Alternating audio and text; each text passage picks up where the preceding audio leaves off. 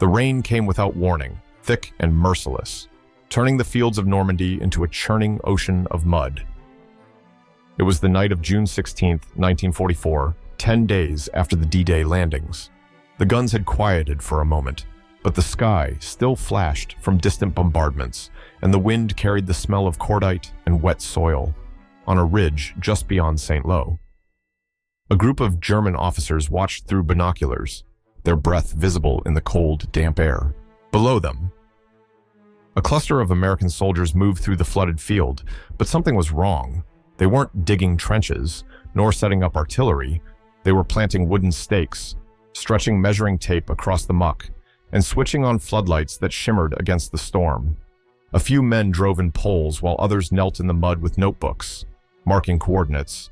The scene looked absurd, a construction site in the middle of a battlefield. Colonel Dietrich Kruger of the Wehrmacht lowered his binoculars and laughed. "Idiots," he muttered, brushing rain from his peaked cap. "They think they can camp there." Another officer joined the mockery, suggesting the Americans were too soft to fight without electricity and tents. The laughter spread among the staff car's occupants, a brief moment of arrogance in a war that had long turned desperate. Through the sheets of rain, the Americans continued to work, oblivious to the eyes fixed upon them. One young lieutenant, his uniform soaked to the bone, called out over the roar of wind, "Mark it again from here to the oak tree. Check the gradient." His men obeyed without hesitation. There was no shouting for glory, no speech of victory, only quiet urgency. The camera pans close to their faces, mud-streaked, exhausted, yet focused. The Germans, watching from a dry slope, could not know that these were not infantrymen at all, but combat engineers, soldiers trained to build under fire, to turn chaos into structure. The stakes and ropes they mocked were the skeleton of something that would rise before dawn. Somewhere in the distance, thunder rolled over the fields, merging with the growl of idling bulldozers. Kruger wiped his binoculars again, uneasy now. "They're bringing trucks," he said quietly, but the others dismissed it, just supply convoys, perhaps repair crews. They turned away, unaware they were witnessing the first moments of a miracle. The rain kept falling, drumming on helmets, pooling in trenches, blurring the boundaries between night and ground. The Americans worked on, guided by lamps that glowed like stars over the battlefield. In that darkness, amid the mud and mockery, something extraordinary was beginning to take shape, not a fortification, not a camp, but a vision of what organized willpower could do in a single night. And as lightning tore open the horizon, the narration fades with one haunting question that drives the story forward. What kind of army builds instead of hides, and why does it terrify those who watch it? If you value stories like this, don't forget to like and subscribe. It helps preserve forgotten chapters of history. Tell us in the comments where you're watching from and what time it is right now. The storm had not yet passed when the Americans revealed who they really were. They were not frontline infantry or artillerymen. They were the United States Army Corps of Engineers, the builders in uniform, trained to turn raw earth into airstrips, bridges, and bases faster than anyone believed possible. As the rain tapered into a misty drizzle, Lieutenant Colonel Harold G. Thomas unfolded a large oilcloth blueprint across the hood of a muddy Jeep. Lanterns flickered under ponchos as officers leaned over the plan, tracing lines with grease pencils. Around them, the sound of distant German artillery still echoed, but no one flinched. Their battlefield wasn't the front, it was time itself. Every hour they lost could cost hundreds of lives waiting for air support. 3,000 feet, Thomas said, his voice calm, clipped. "We need it ready before first light. If we can't fly, we can't fight." His men nodded. They had done this before in North Africa, Sicily, and Salerno building under shell fire, with maps that changed by the minute. They were soldiers, mathematicians, and machine operators all at once. The camera sweeps low across the site. Men drive stakes into the soft ground. Others roll measuring tape across the flooded field, marking elevations by lantern glow. Each shout of distance echoes against the rain-soaked night 30 feet. Check the line blending with the rattle of engines as supply trucks arrived from the rear. A few captured German soldiers, forced to assist in clearing debris, watched with quiet confusion. One, a young lieutenant named Hans Becker, would later write in his prison diary, "They behaved like scientists, not soldiers. No one gave orders through rage. They spoke through logic, through calculation. He had never seen an army fight this way, not with bullets, but with blueprints. Every move was deliberate. Every tool had a purpose. They dug trenches not to hide, but to drain water. They carried no rifles, only shovels and compasses. By midnight, the first rows of wooden frames were in place, and bulldozers idled, waiting for orders to begin. In the flicker of floodlights, their metal skins gleamed like armored beasts awaiting release. Thomas checked his watch, 23:47. He turned to his foreman. "We start in 15 minutes, and we don't stop till the job's done." One sergeant, sipping cold coffee from a tin mug, murmured, "Sir, the ground's still too soft." Thomas looked out at the endless mud. "Then we make it hard. That's our war." In the distance, another rumble, not thunder this time, but the growing chorus of machines warming up. The engineers stood ready, soaked, trembling, but unbroken. Back on the ridge, Colonel Kruger's binoculars caught the glimmer of those lights again. Blueprints. He scoffed. They think they can draw their way through a war.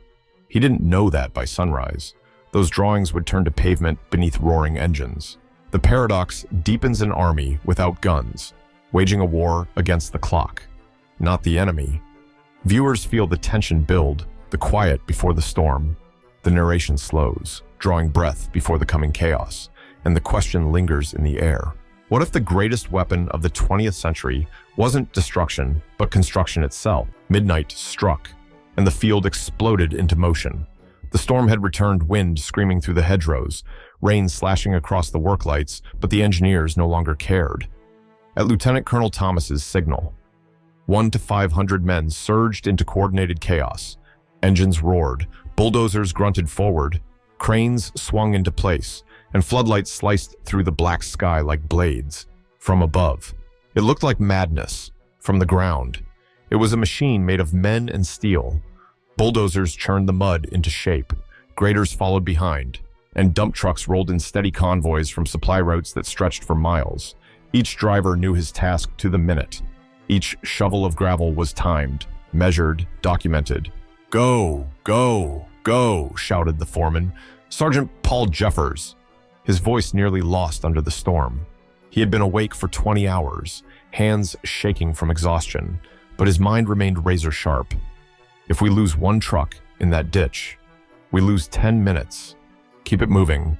The camera pans across their faces, soaked, grimy, illuminated by streaks of light and the orange glow of exhaust. Sparks fly as a welder repairs a damaged blade in the rain. Nearby, a cook serves coffee from a steel drum, steam mixing with fog as men gulp the liquid like fuel. The night becomes a storm of machinery and willpower. From a distance, Colonel Kruger and his aides watched in stunned disbelief. The scene below was unlike any warfare they knew. No formation, no shouted orders, no officer waving a sword.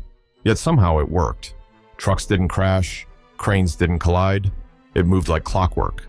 One German aide muttered, "They'll drown in that mud by morning." Kruger frowned, "Or they'll make the ground obey them." Down below, a flash flood swept through the eastern side of the field. For a moment, it seemed everything would collapse. But within minutes, engineers rerouted the water using wooden channels and sandbags, adjusting the elevation on the fly. "Shift the line by 6 degrees, Thomas barked, pointing at the blueprint that was already smudged to near illegibility. The men obeyed, recalculating in the dark, their hands shaking from cold and adrenaline. The hours crawled forward. By 3 a.m., the sound had become an unholy symphony, bulldozers grinding, trucks backfiring, voices shouting over engines. A German POW covering his ears whispered. It sounded like the world being rebuilt, amid this storm of metal and determination.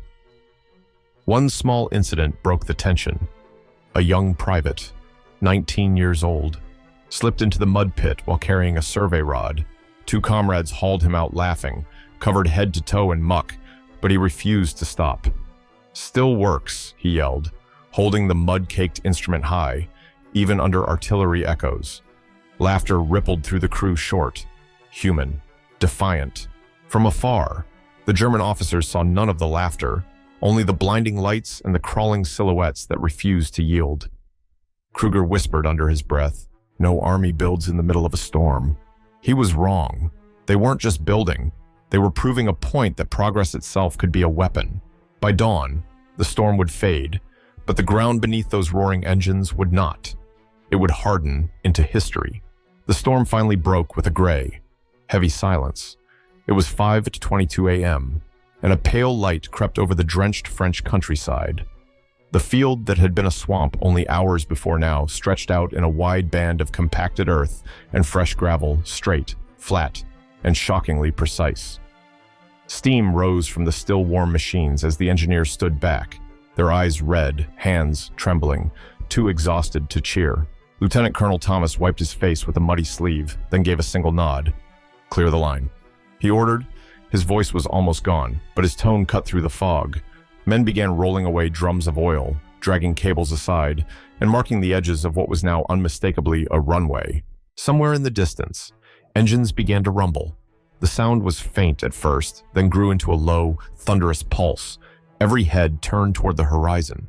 From behind a line of poplars, 3 P-47 Thunderbolts taxied forward, their fuselages glistening with condensation.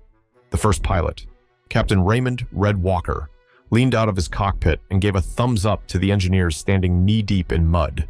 The camera lingers on their faces, disbelief, pride, silence. No one spoke. No one dared to. The roar came suddenly. Walker's plane surged forward, its propellers slicing the morning mist, wheels tearing through the fresh surface. The runway held.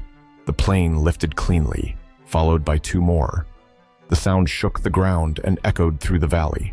On the ridge above, the German officers froze. Kruger's binoculars trembled in his hands as he tracked the aircraft climbing into the sunlit sky. "Impossible," he whispered. His adjutant said nothing. Even the mocking laughter from the night before had died. The men simply stared at what lay below a fully functional airstrip carved from mud in less than 12 hours. A distant American mechanic, his face smeared with grease and rain, shouted, "We did it!" Someone laughed. Someone cried. Someone fell to their knees, clutching their helmet in disbelief. It wasn't just construction, it was resurrection. A small detail stood out in the aftermath. A German POW, ordered to help stack leftover crates, stopped for a moment and picked up a piece of American rebar. Bending it slightly in his hand, he muttered softly, "In one night," and shook his head, as the P-47s disappeared into the clouds. The camera pans across the field, the imprint of tracks, the cooling engines, the men leaning on shovels and wrenches, too weary to realize what they'd just accomplished. Statistics begin to appear on screen like ghostly overlays: 3 to 200 feet of runway, 800 engineers, 200 heavy machines, built in 10 hours and 47 minutes. The rain started again, but gentler this time, washing away footprints while the flag atop a fuel truck fluttered weakly in the dawn. From the German ridge, silence lingered like a confession. Kruger lowered his binoculars and said softly, "No army could have done that in a night. No army, but them." The narration pauses here, the rhythm slowing, giving the audience space to breathe. The spectacle has passed, but the shock remains, heavy and luminous, and somewhere in that quiet morning sky. The question hangs not about who won or lost the battle, but what kind of power it takes to build something where only destruction once ruled. The next day dawned clear and windless, the airfield already buzzing with motion, trucks lined up to deliver ammunition and fuel. Mechanics crawled over wings, and pilots drank black coffee from tin mugs before takeoff. Yet beneath the roar and bustle, a deeper story unfolded, one not of machines, but of men and method. The narrator's tone slows, letting the audience absorb the scale. This wasn't a miracle. It was mathematics and discipline disguised as chaos. Lieutenant Colonel Thomas had commanded 1-800 engineers, organized into 3 shifts of 8 hours, each overlapping by 2 to keep the work unbroken. 200 bulldozers, graders, and cranes had operated without pause, fueled by tankers that arrived every 90 minutes from depots 20 miles away. Every can of oil, every plank of timber, every bolt of steel had been scheduled, labeled, and logged on clipboards stained with rain. Each man was granted exactly 17 minutes of rest per 12-hour rotation, a rhythm of exhaustion and precision. They measured their fatigue like they measured the ground clinically, relentlessly. Efficiency is survival, Thomas once wrote in his logbook that morning, his handwriting crooked from fatigue. Speed saves pilots. Accuracy saves fuel. Order saves lives. By 0900 hours, 24 planes had landed, refueled, and taken off again. The airfield wasn't just finished, it was functioning. German artillery fire now targeted it from miles away, but the engineers simply dug revetments, adjusted taxiways, and kept going. They were no longer building under pressure, they were operating inside it. Private Jeffers, the same foreman who had shouted through the storm, sat briefly on a crate, his gloves steaming in the morning heat. Never seen anything like it. He murmured, "Feels like we built a heartbeat." Behind the lines, German radio intercepts buzzed with confusion. Reports described impossible construction rates and runway operations in less than 1 day. One analyst in Berlin dismissed it as exaggeration. Another noted, "The Americans wage war as if it were industry." Meanwhile, the men on site barely noticed. They ate sandwiches standing, refueled bulldozers between bites, and used their helmets as makeshift tables for coffee cups. A corporal scribbled on a scrap of cardboard, "Mud to metal in 12 hours beat that." He pinned it to a fence post before collapsing for his 17 minutes of rest. Even captured German soldiers assigned to clear debris moved differently now. The arrogance in their eyes had faded, replaced by uneasy fascination. One of them, Hans Becker, the same man who had mocked the blueprints, asked quietly through an interpreter, "Do your men always work like this?" The American sergeant smiled. "Only when someone says we can't." By midday, the engineers had already begun planning the next project, a second airstrip closer to the front. Maps were spread on the hood of another Jeep, pencils clicking, calculations whispering into the breeze. The battlefield itself had become a factory floor. The narration draws back, the camera rising to show the immense geometry of American logistics stretching across Europe's supply lines. Convoys, workshops, airfields like dots of steel. And then the voice returns, calm, measured. This was not a miracle of luck or divine favor. It was the science of cooperation, the arithmetic of willpower. Where others saw mud, they saw measurement. Where others built bunkers, they built futures. If you had been one of those men, cold, soaked, half awake, would you have kept working, or would you have stopped? Thinking the task was impossible. By the second evening, the airfield at St. Lo had already changed the rhythm of war. Fighters launched hourly, artillery spotting missions flew non-stop, and wounded pilots were landing safely on the same strip built in the storm. For the American engineers, it was just another assignment completed. For the Germans, watching from the hills, it was something harder to name something that gnawed at their pride. Inside a makeshift command tent a few miles away, Colonel Dietrich Kruger stood over a damp map of Normandy, his hand trembling slightly. Around him, the remaining staff officers argued about supply shortages and missing divisions, but he wasn't listening. His eyes fixed on the small red circle marking the new American airfield. "They built that in 1 night," he said quietly. "We spent 3 months preparing defenses in Caen, and they erased them in a day." No one replied. The silence carried the weight of realization. One of his aides, a younger officer from Dresden, finally broke it. Perhaps their machines, Kruger cut him off sharply. "No, machines don't organize themselves. Men do." The tone slows here, the narration heavy and deliberate. The German officer was beginning to understand what numbers alone could not explain, that America's greatest weapon was not its factories, nor its steel, but its belief that everything, even chaos, could be solved by cooperation. That night, a captured German lieutenant, Hans Becker, now transferred to a nearby POW camp, sat in his bunk, writing in a tattered notebook under dim light. His diary entry read, "The Americans build," as if every nail had a purpose, every man a function. "I used to think discipline belonged to us, but theirs is different. It's not fear that drives them, it's faith in their system." He stopped writing, staring at his mud-stained hands. For the first time, he wondered whether the war had already been lost long before the bombs fell lost to an idea stronger than the Reich's pride. Back on the American side, Thomas received a telegram from Command Objective Achieved. Begin relocation to next sector. He barely smiled. Another airfield awaited 40 miles east. Another night. Another race against time. Before leaving, He walked the length of the runway one last time. Planes roared overhead. Dust whipped through his uniform. A German prisoner pushing a wheelbarrow paused to salute him silently. Thomas returned the gesture with a nod. For a moment. There was no enemy, no victory, just mutual recognition between two men who understood what work, not war, had accomplished. Then he turned away. Climbing into his jeep, the engine started again. Convoys rolled out.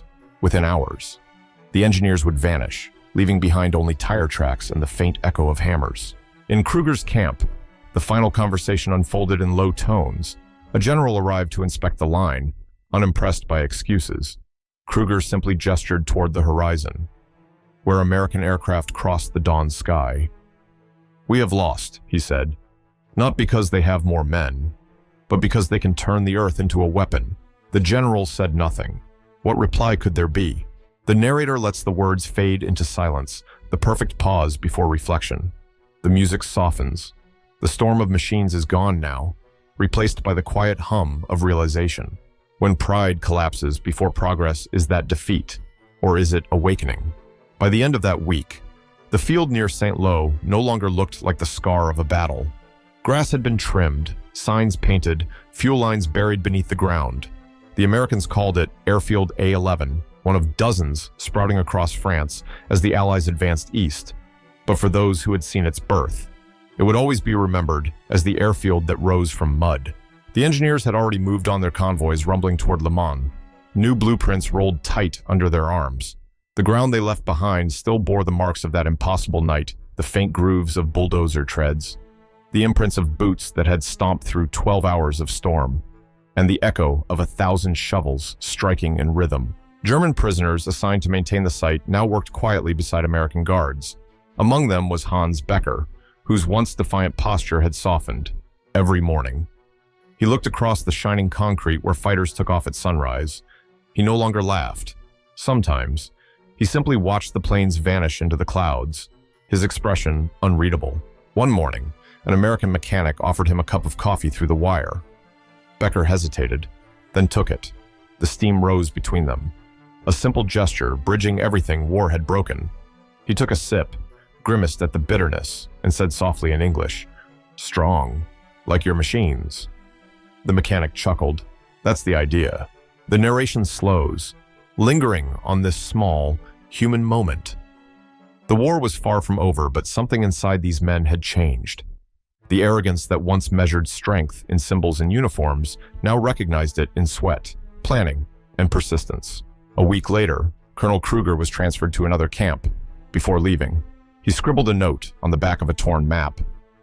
"We laughed at their mud, and they built on it. We mocked their youth, and they built the future. Perhaps that is why we lost not the war of guns, but the war of ideas." His words would never reach Germany. The paper was found months later by an American guard cleaning the tent. But his confession, unspoken yet universal, echoed across the ruins of Europe. The camera pulls back now, rising slowly over the airfield. The roar of engines fills the air as another squadron takes off, one after another, wheels lifting against the orange light of dawn below. The runway glows faintly, not just as concrete and gravel, but as a symbol of what human hands can achieve when guided by purpose instead of pride. The narrator's voice softens, reflective, almost reverent. They built an airfield in one night not to conquer, but to connect. Not for glory, but for those who could not wait for morning. As the last plane disappears into the horizon, fog rolls in from the fields. The flag above the control tent flutters one final time before fading into mist. The screen holds on that still image, mud turned to runway, labor turned to legacy, and the voice returns, calm and low. In every war, there are those who destroy and those who build. The true victors are the ones who choose creation over chaos. The war would move on, swallowing towns, rivers, and nations. But that strip of land near St. Lo remained more than an airfield. It became a quiet testament to what could be built in the darkest hours of destruction. Soldiers would come and go, planes would land and vanish, and the mud would eventually grow wild with grass again. Yet, beneath that surface, something stayed the memory of men who believed that even amid chaos, the world could still be rebuilt, one measurement at a time. for years afterward. Veterans of the U.S. Army Corps of Engineers would tell the story not as a boast, but as a reminder. They spoke of the night the rain fell so hard that compasses jammed, that coffee turned to sludge, that men slept standing against bulldozers. And yet, the runway rose. They remembered how no one spoke of heroism, only of tasks and timing, of bolts and blueprints. To them, victory had not been thunderous, it had been methodical, born of coordination, trust, and shared endurance. Some of the German prisoners who had watched that night carried their memories into peacetime too. Decades later, Hans Becker, now an engineer in civilian life, told his grandson, "Never underestimate a builder. A nation that builds faster than it breaks will always survive." In the end, the mud had taught both sides the same truth that power is temporary. But creation endures. Nations rise and fall. Empires burn and fade. But what is built in the spirit of cooperation leaves a footprint no bomb can erase. As the camera pans across a field of wildflowers growing where engines once roared, the narrator's voice drifts softer now, like a memory fading into wind.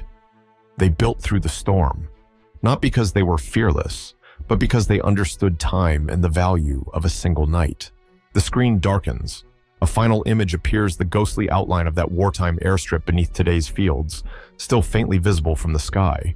And the closing words linger, simple, resonant, and human. The greatest victories are not won by those who destroy the most, but by those who create what endures.